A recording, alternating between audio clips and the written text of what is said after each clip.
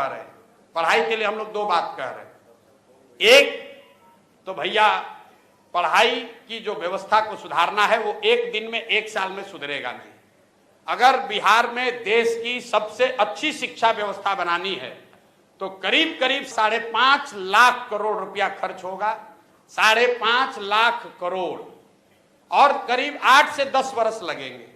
अगर आज टीचर का आप ट्रेनिंग शुरू कीजिएगा तो 3 वर्ष में वो टीचर बहाल होगा जो कि कायदे से कर सकता है। तो कोई कहता है कि हम आएंगे शिक्षा सुधार देंगे तो आपको बेवकूफ बना रहा है। लेकिन हम लोग दो बात कह रहे हैं। एक, जो स्कैंडिनेवियन कंट्री हैं, फिनलैंड, स्वीडन, डेनमार्क, इन कंट्रीज में जाकर देखिए, वहां दुनिया में सबसे अच्छी शिक्षा की व्यवस्था है। अमेरिका इंग्लैंड में नहीं है। सबसे अच्छी शिक्षा की, प्राइमरी शिक्षा की ये व्यवस्था स्कैंडिनेवियन कंट्रीज में है, फिनलैंड में, स्वीडन में, डेनमार्क में। वहां पर उन्होंने क्या किया है, उन्होंने एक बहुत सिंपल चीज निकाला कि rather than taking school to every village, they are taking children to the good school. मतलब हर गांव में स्कूल बनाने के बजाय 4-5 जगह पर, अच्छी जगह पर बड़े स्कूल बना दिए गए और लोगों को स्कूल बस की सुविधा दे दी गई ताकि लोग अपने बच्चों को वहां भेज सके।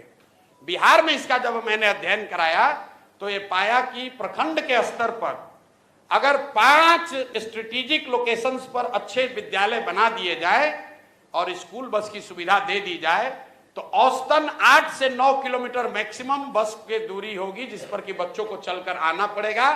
20 से 30 मिनट से ज्यादा समय उसको नहीं लगेगा।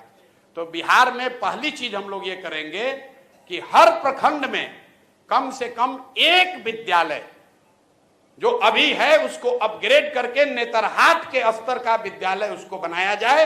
ये एक विद्यालय क्यों? इसलिए कि अगर हर प्रखंड में एक विद्यालय बनाइएगा बढ़िया, नेतरहाट के जैसा, जिस एक नेतरहाट के विद्यालय से 1500 IAS IPS बने हैं, वो सरकारी विद्यालय था, यही बिहार के सरकार की व्यवस्था में चलता था और उसमें पढ़ने वाले ज्यादातर लड़के मध्यम और निम्न वर्गीय आर्थिक परिवारों से आए हुए थे। वैसा अगर स्कूल बनाना है तो करीब करीब 15 से 17 हजार करोड़ रुपया खर्च होगा हर साल। इससे ज्यादा पैसा है नहीं बिहार के पास। तो हम लोग ये कह रहे हैं कि हर साल हर प्रखंड में कम से कम एक विद्यालय बनाएंगे ताकि अगले 5 वर्ष में हर प्रखंड में 5 नेतरहाट के स्तर का विद्यालय जरूर हो जाएगा।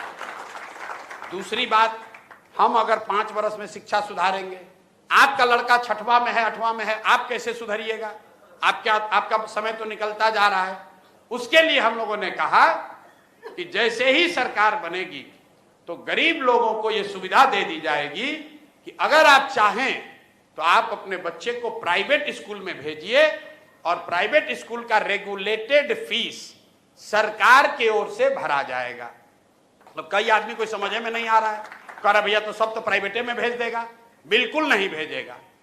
ये अमेरिका में या कई देशों में ये व्यवस्था लागू है।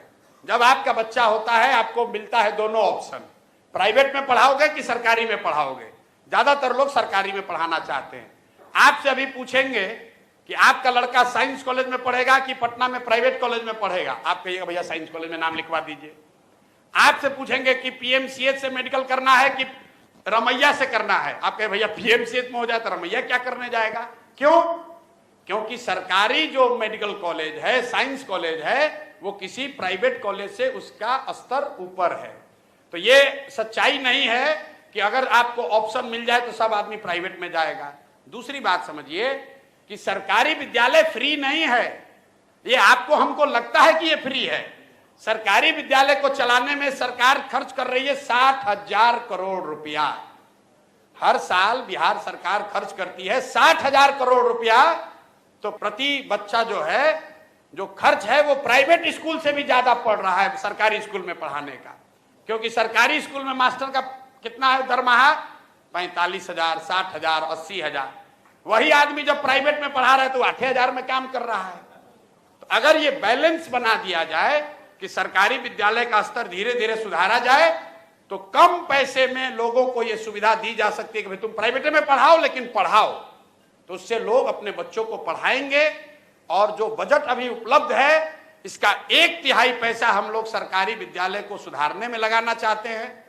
1/3 पैसा प्राइवेट स्कूल में जो अपना बच्चा को डालेगा उसका फीस भरने के लिए देना चाहते हैं, और जो बकिया बन जाएगा वो मेंटेनेंस में, अभी जो चल रहा है खिचड़ी वाला स्कूल, उसको 2-4